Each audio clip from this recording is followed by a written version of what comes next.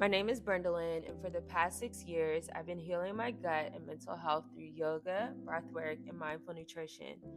My digestive issues, travel, and yoga are all deeply woven into my healing journey.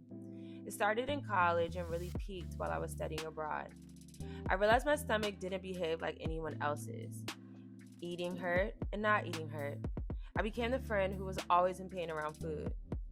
By the time I was in Brazil, I was in a full blown episode, and it would take me nearly 10 years to get answers.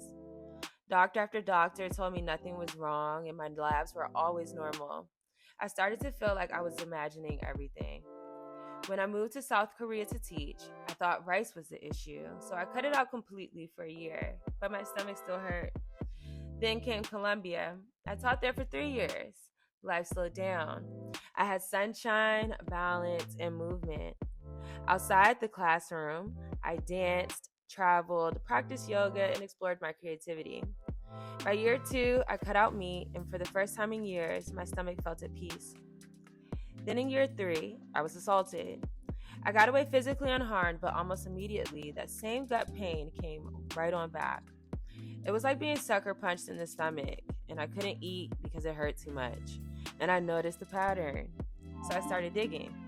I learned that many survivors of sexual assault develop gut disorders like IBS, and that depression and anxiety can trigger IBS and vice versa. It's a negative feedback loop. And that's when it clicked. I didn't have a disease, I had a functional disorder. My pain wasn't imaginary, it was real, tied to trauma, stress, and years of emotional suppression. Maybe the root was something like SIBO, but I knew my trauma, my tendency to push through and pretend everything was fine, and it was adding fuel to the fire. Thankfully, I'd already started walking the wellness path.